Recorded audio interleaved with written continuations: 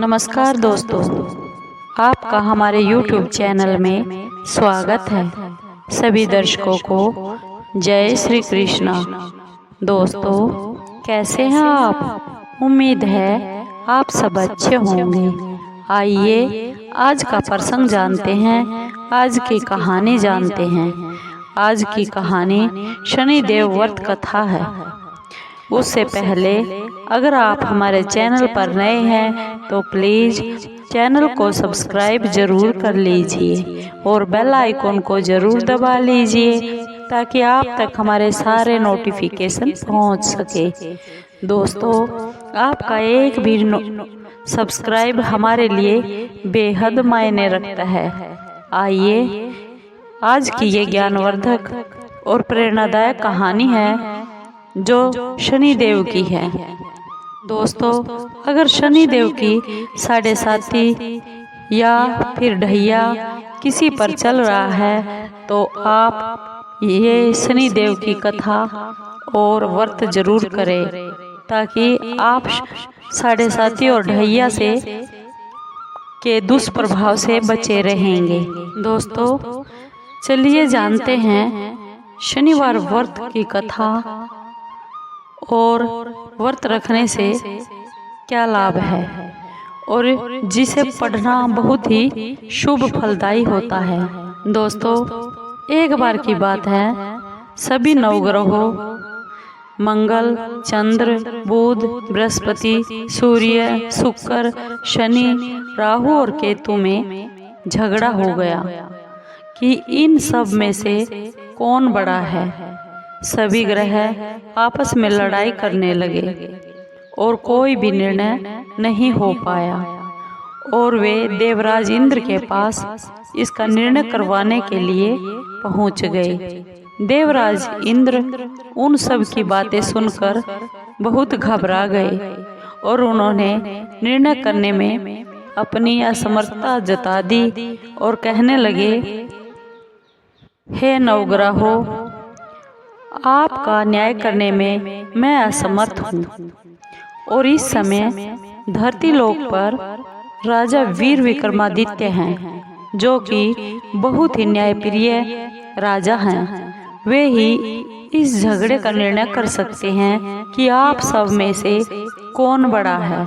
सभी ग्रह एक साथ राजा वीर विक्रमादित्य के पास पहुंच गए और अपने झगड़े की सारी बात बता दी और साथ ही हम अपने निर्णय के लिए भी उनसे अनुरोध किया। राजा वीर विक्रमादित्य उनकी सारी बातें सुनकर बहुत चिंता से दुखी हुए, क्योंकि वे जानते थे कि जिस किसी को भी छोटा बताया गया वही ग्रह क्रोध कर उठेगा। तब राजा को एक उपाय सूझा।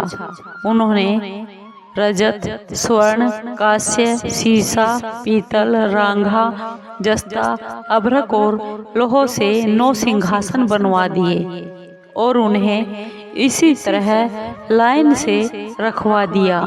फिर उन सब में से निवेदन किया, आप सभी अपने अपने सिंहासन पर विराजमान हो जाइए। जो भी अंतिम सिंहासन पर बैठेगा वही सबसे छोटा होगा। के अनुसार लोहे का सिंहासन सबसे पीछे रखा हुआ था और बाद में होने के कारण शनिदेव सबसे बाद में बैठे तो वही सबसे छोटे कहलाए। शनिदेव को लगा कि राजा ने ऐसा जानबूझकर किया है और वह बहुत गुस्से में राजा से बोले, हे राजा, तू मुझे नहीं जानता। सूर्य एक राशि में 1 महीना, चंद्रमा 2 महीना 2 दिन, मंगल 1.5 महीना, बृहस्पति 13 महीने और बुध और शुक्र 1-1 महीने घूमते हैं, लेकिन मैं 2.5 से 7.5 साल तक घूमता हूँ। बड़े बड़ों का मैंने विनाश कर दिया है।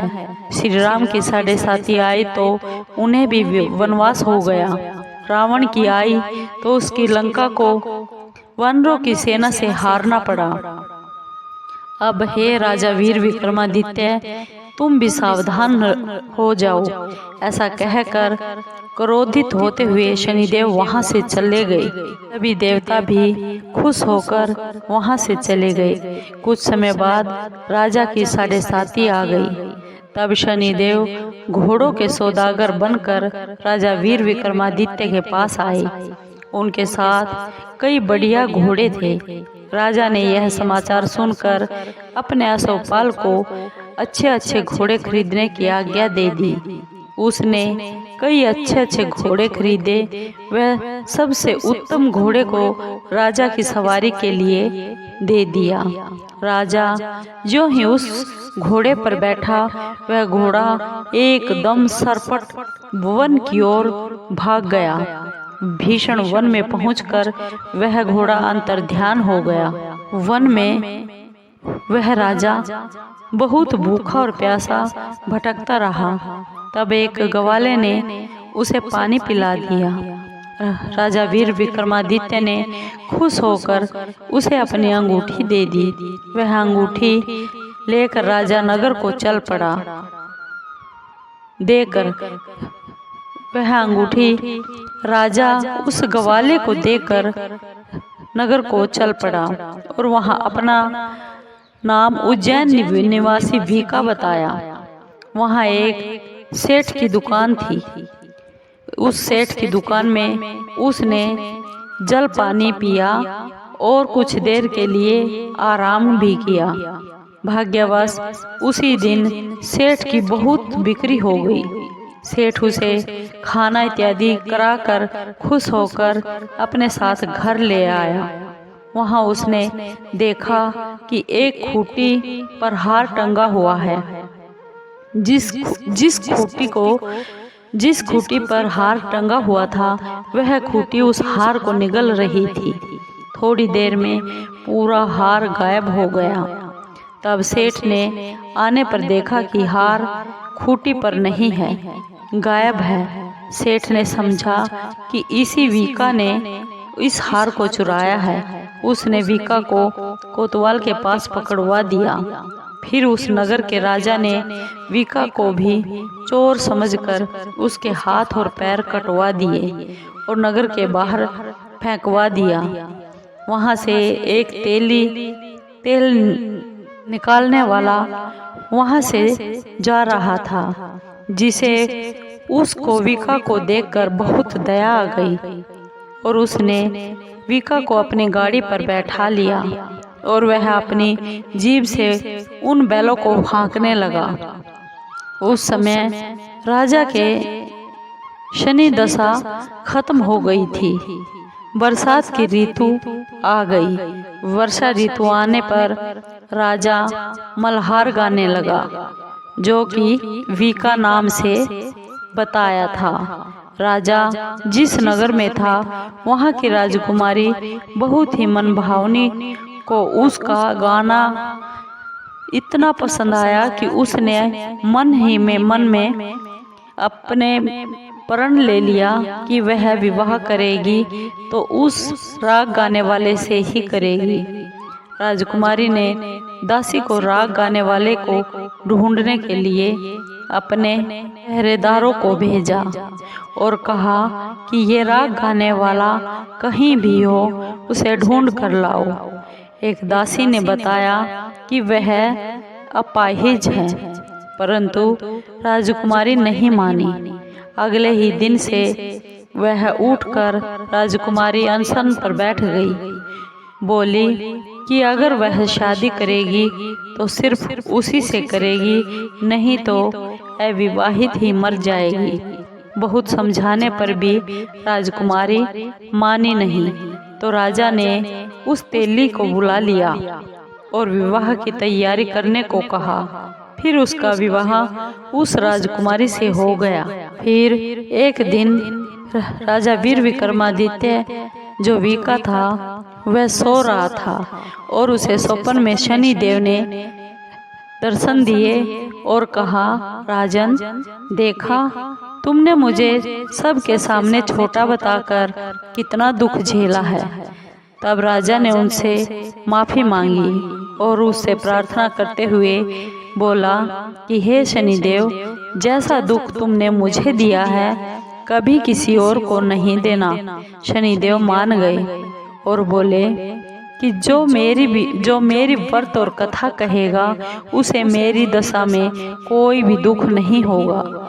जो भी आदमी, जो भी व्यक्ति रोज मेरा ध्यान करेगा और चींटियों को आटा डालेगा, उसकी सभी मनोकामनाएं जीवन में पूर्ण होंगी।